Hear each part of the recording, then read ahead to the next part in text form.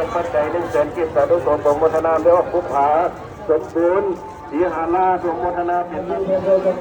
โมทนาเป็นปัจจัย100,000กิจเรียกว่าปัจจัย100,000กิจเรียกว่าอายุนั้นเรียกว่าอายุจรออกเป็นปัจจัย100,000กิจเรียกว่าขวัญใจลีนาวงมาจากบ้านเกิดมากินข้าวสารโมทนาเป็นปัจจัย50,000กิจครอบครัวของแม่ออกผิวมาจากปากเต้จำปาสักโมทนาเป็นปัจจัยสาวโมทนาเป็นปัจจัยอยู่200,000กิจมาสาธุขอโมทนาครอบครัวแก้วเรียน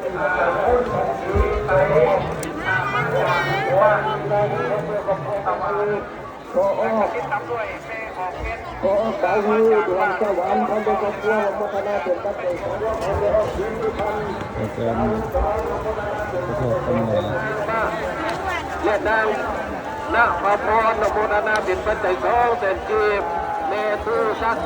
บ้านนุนสว่างโมทนาเป็นปัจจัย2พอมีเงินไม่จ่ายให้มาห้ามเอาลูกชายเด้อปัจจุบันนี้มีเด็กชายหลงอยู่ที่หน่วยงานประชาสัมพันธ์ของพวกเขามากับพ่อมิกและก็มีจากบ้านปากน้ำแต่มันไปสนิทน้ำก้นของเป็นยันโมทนาที่ปัจจัยสุนทราโมทนาเป็นปัจจัย100,000กิจไม่ออกตา